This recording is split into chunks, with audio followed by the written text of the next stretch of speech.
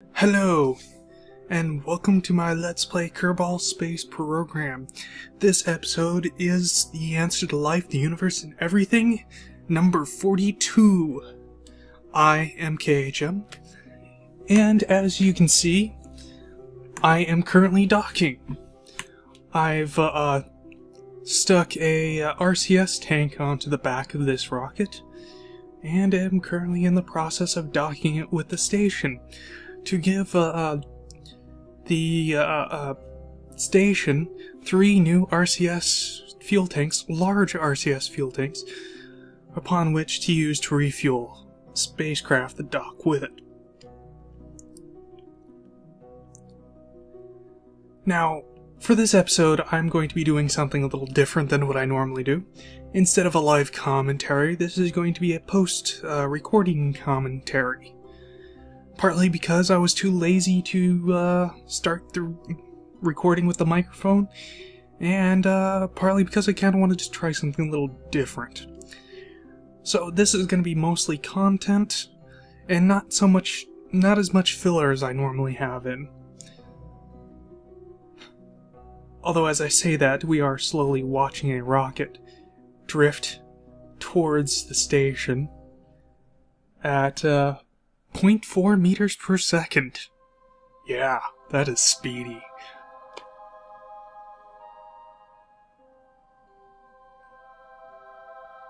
And Jebediah there is thrilled about this. Now, what I have planned for this here is added 3 large RCS tanks to complement the already 3 large fuel tanks. So that way we had plenty of mono-propellant as well as regular rocket fuel and oxidizer. And then I was thinking, once I got this docked, and by the way, this much faster than docking the 3 large fuel tanks, because the smaller craft is way more maneuverable. And by this time I've kind of getting it figured out how to dock. To dock with things, well, no, I'll cover that later, because we're going to be doing more docking later in this episode.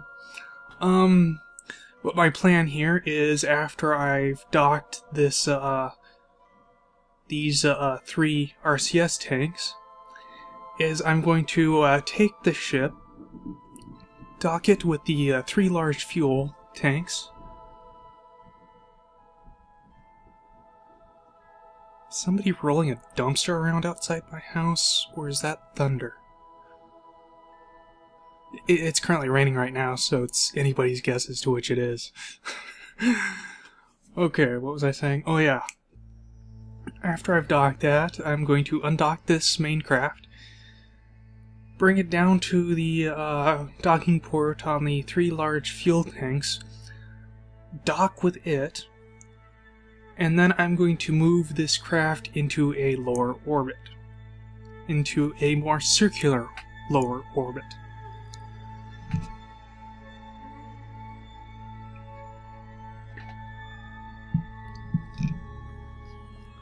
And, as will be nicely demonstrated here, smaller, more maneuverable craft are much easier to dock than that freaking huge tank. I'm never docking something that huge again. I'll dock into something that big, but not with something that big. That was stupid of me. But hey, life lesson learned. Never dock with that crap. At least not without making it more maneuverable by covering it with RCS thrusters.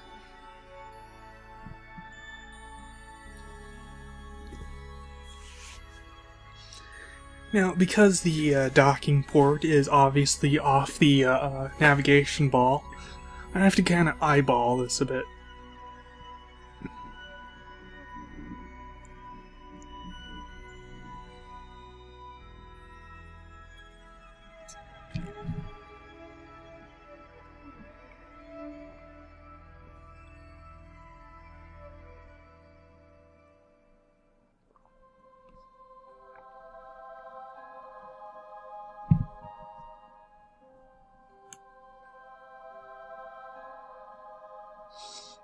I feel like I should be talking right now, but I honestly don't have anything to fill this void. Yeah, and this post-commentary is kind of odd. Not used to doing this. And every time I pick up my water glass and put it back down, it's probably causing a slight bang.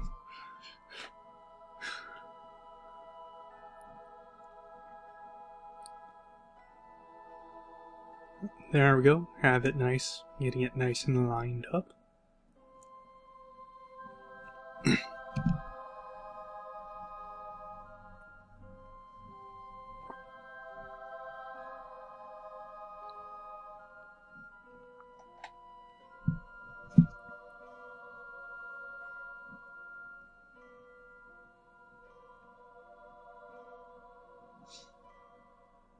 Now, as you've probably figured out, this is all more or less real time, just to show you how easy it is to dock with a smaller, more maneuverable craft.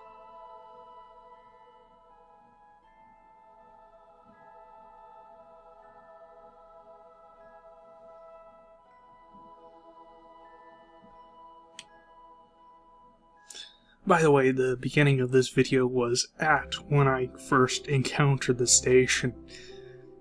You know, got in the first general area of it. Not after an hour of chasing it down. Ah, there we go, redocked. And then we will skip to my changing its orbit after looking around at it. Apparently.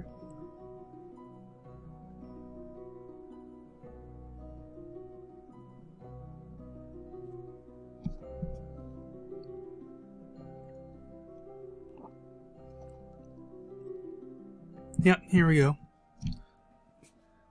Doing the final maneuvers to get the thing into orbit.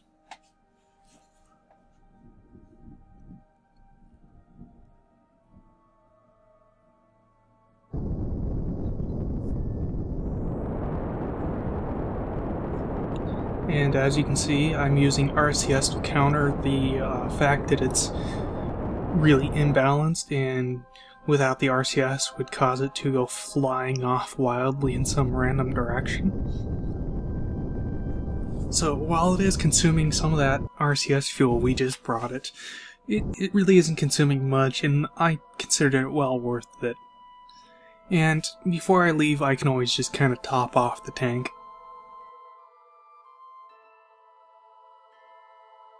I'm sure all of you are aware of this by now, but just in case, how you transfer fuel from one tank to another is you first select your one tank, and then you hold down Alt.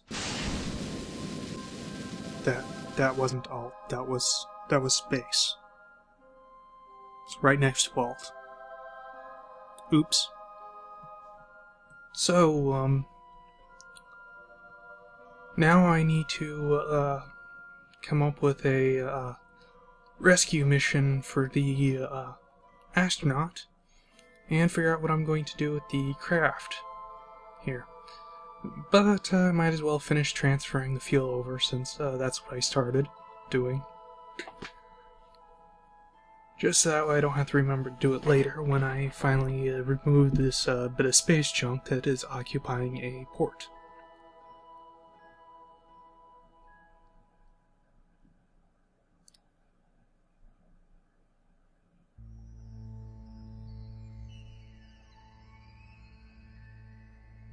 Just to double check to make sure everything is all topped off.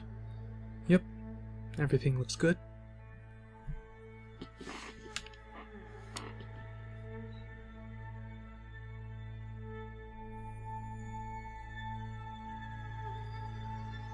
Okay, sometime later, I realize that we have EVA and that we're close enough to the station that the stranded astronaut can simply jump out and go to the station. Now, I went through about half my fuel, or half the rocket pack fuel, half the EVA fuel, before I started really using my brain about how to get there. because at first I was just going right for the station, just making a straight beeline right for it, and I was actually going in my prograde vector, so when I opened up the map I realized I was plummeting back down to the Earth, or down to the planet below. So after a little bit of using my noggin, I managed to save myself and get over to the station, but it was pretty close. By this point I was really low on fuel, and I knew that if I had any sort of hope of making it, it wasn't much of one, and I couldn't continuously make mistakes like I just made, and needed to get aboard that as quickly as possible.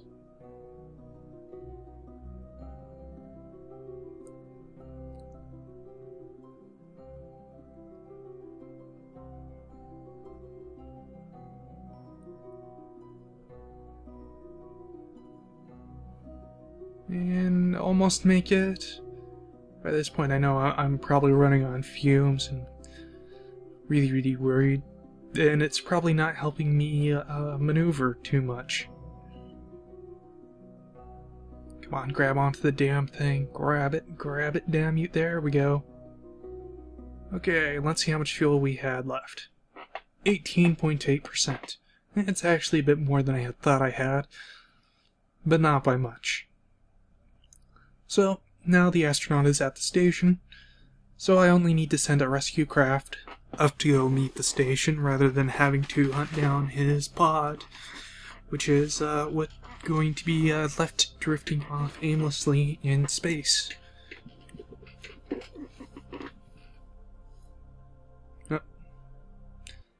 Okay, and here's the rescue craft. Now, to dock two ships together, 4 things need to line up. The little V thing on the ball that shows you which way you're facing, that needs to line up with the purple circle, and the prograde vector. This is, of course, assuming you have already set your target. And the final things that need to line up are the 2 docking ports. The port on the other station and your docking port. It's very important. If any one of those things do not line up, you will not dock. Though I think that might actually be like 5 things.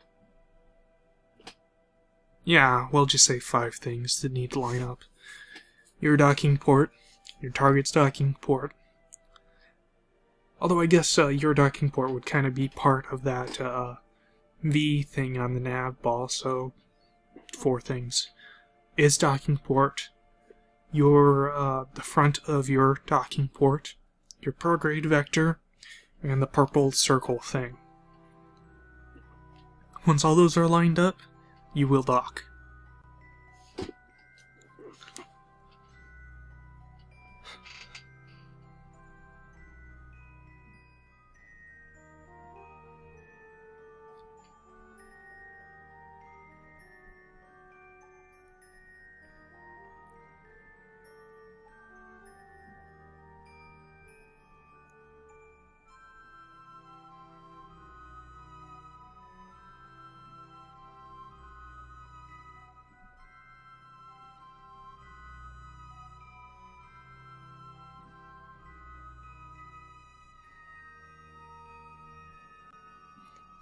Quite nice music that they've added to this game.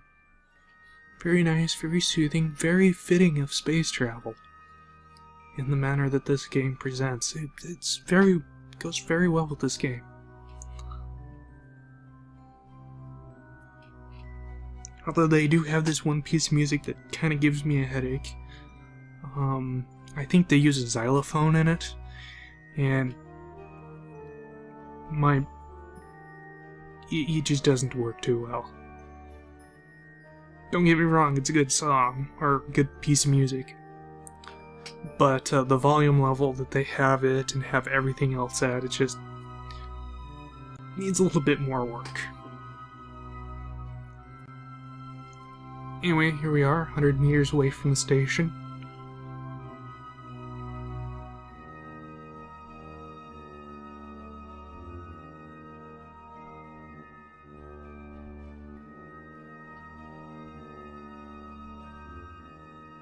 Do some adjustments.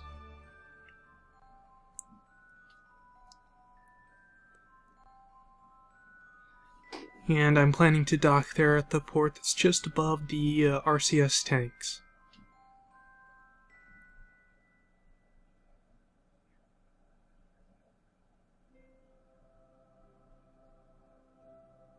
And what the hell?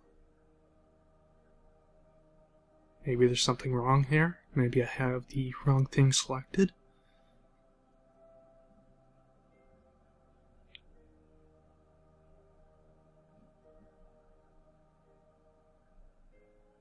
No, everything's all lined up. Try this again.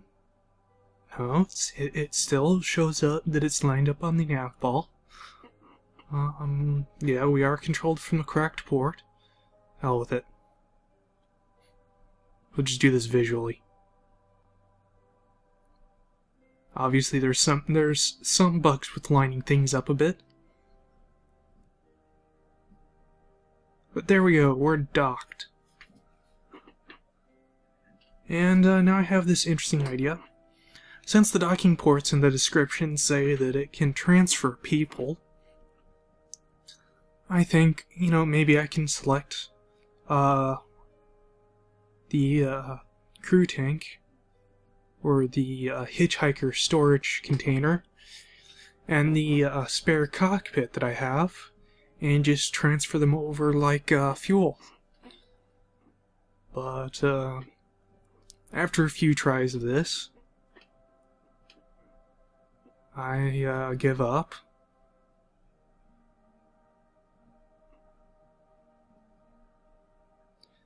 And we just go outside the ship.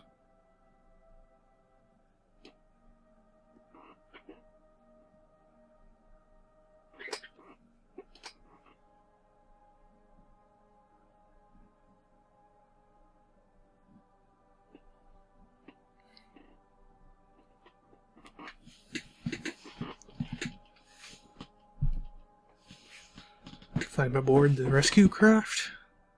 And we are all set.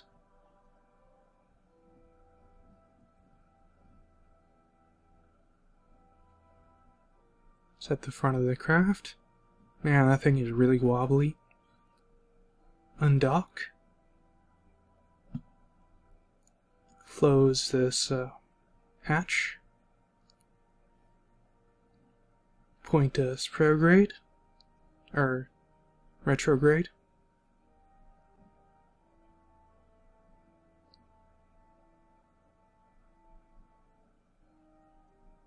And begin our deorbital burn.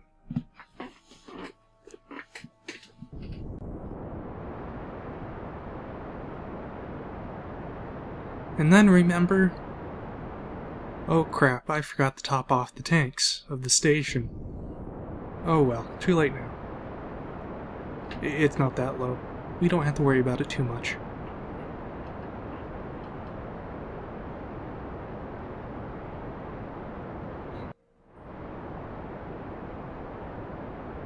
Okay, and now on to an experiment here. I was kind of thinking I would continue with the mission that I had planned for during version 0.0, or during version 0.17, but I couldn't do it because the weird physics engine wouldn't let me get the damn thing off the freaking planet. Basically, the idea was I wanted to go to Mohab. I think that's what it's called. The closest planet to the sun. As you can see, we had a bit of an accident there. Now, my original idea was to just cover the thing in engines as a way of dealing with the heat. You know, kind of spread it around to a bunch of different engines and reduce the overall heat generated. But here I got kind of thinking, now that we have actual Apollo-style landers that we can do, what if I made a lander that used RCS to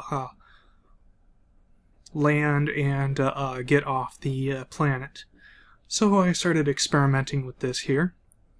And as you can see, I've added an advanced SAS unit, which that first one did not have, to keep it upright. And I found this to be very encouraging. The fact that I can get it up off the ground like that with just the force provided by the landing gear, and have it kind of just slowly drift down to the ground. And then kind of do this amusing little bunny hop thing.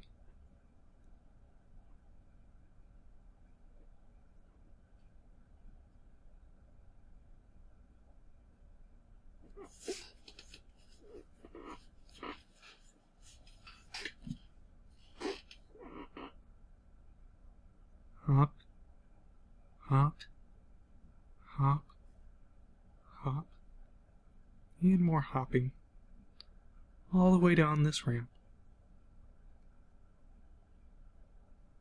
And we lost poor Jeb and Bill in the first experiment, but at least they died on the planet.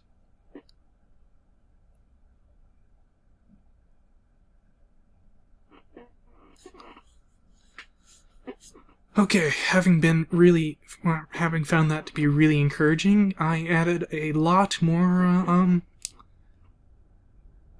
linear thrusters to this. Well, a lot more RCS thrusters, both linear and regular. And was absolutely amazed to find the thing took off.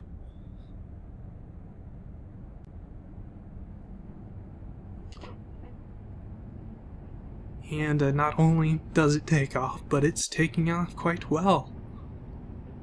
And look at this. We're already at 1 kilometer up. And still going. And kind of starting to wonder how high this thing will go.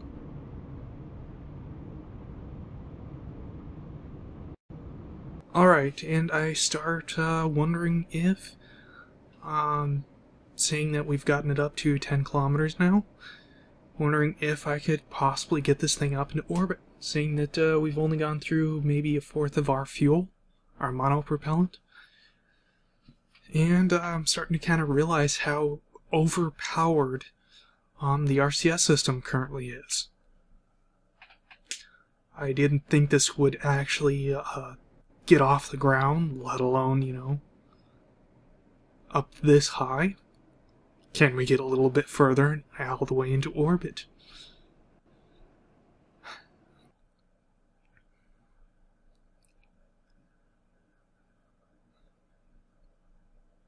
So, after a little bit of thrusting,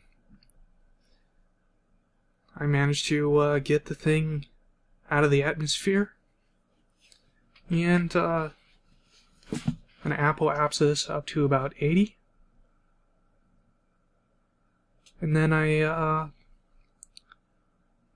kind of start to realize I just put 2 astronauts into space in a craft with no parachutes, no plan for re-entry, and no power, no docking port. All I have is RCS, a pod, an advanced SAS, and landing gear.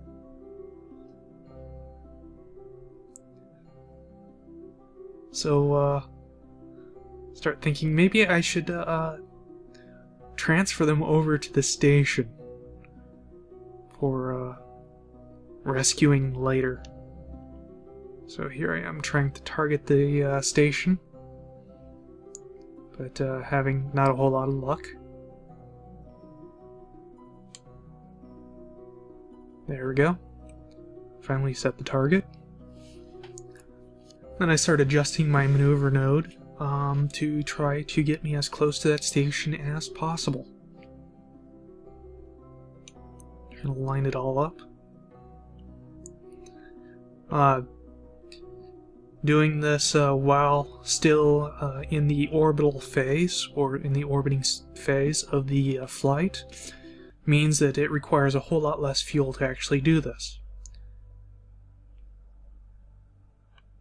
Here I've got it all lined up the way I want it to, and point the craft in the right direction.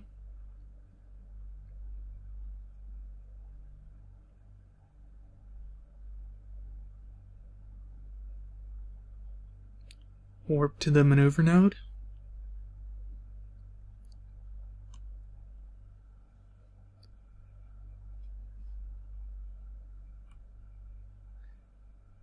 And then proceed to thrust.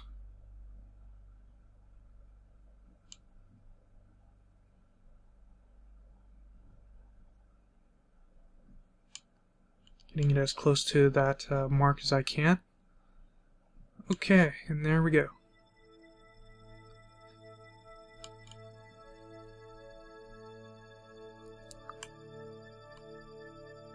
We are completely in orbit around Kerbin. And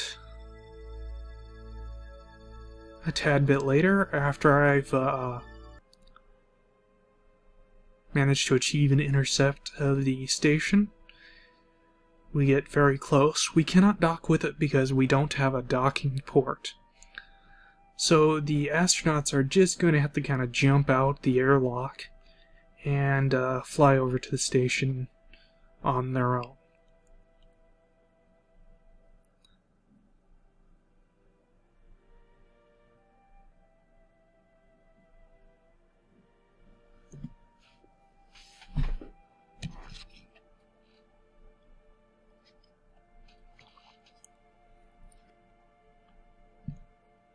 We get fairly close. I reduce the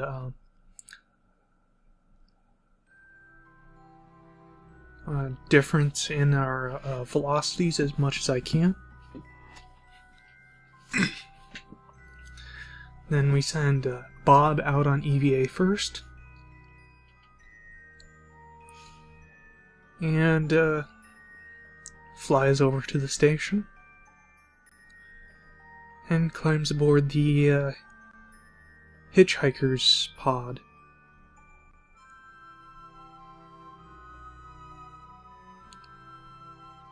And the white suit bravely volunteers to try to deorbit the pod before jumping out of the airlock himself and trying to make it to the station.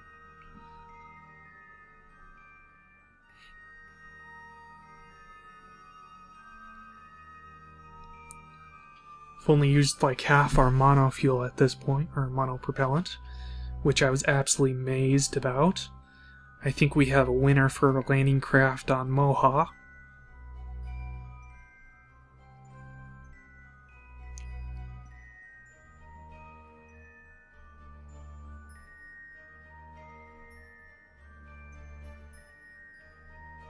And after a quick burst, jumps out of the airlock real quick before we lose the station.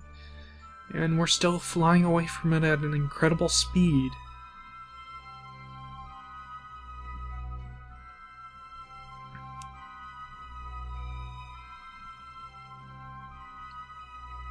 And then we managed to get there. And it's quite clear that that was really stupid and really close. Got lucky that I was able to start actually heading back towards the station again.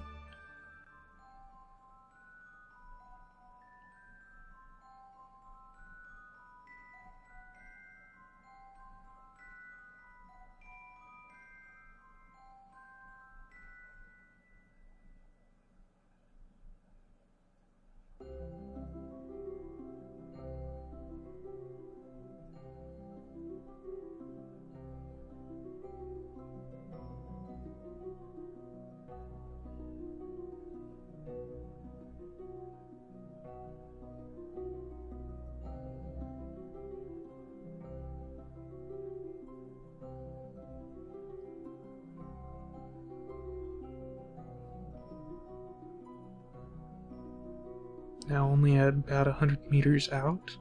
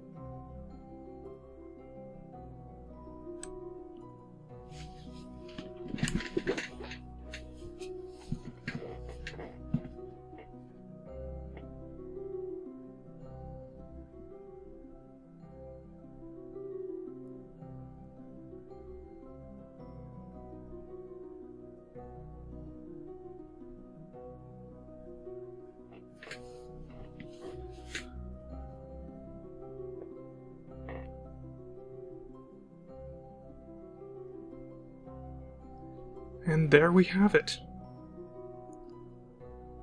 Our two brave Kerbinauts managed to make it safely to the space station in a craft that wasn't even expected to leave the ground.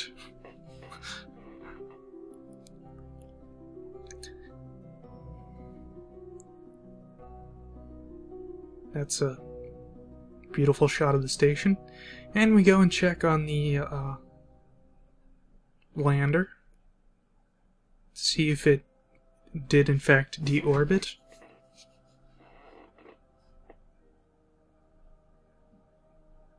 And it's still pretty close to the station.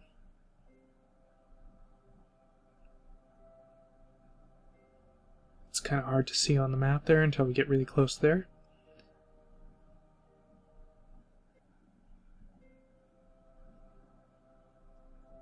And there it is. The pod, now completely unmanned and uncontrollable. And, it's barely out of the atmosphere. So it's space junk that will remain in orbit. Anyway, I am KHM, and in the next episode, Moha.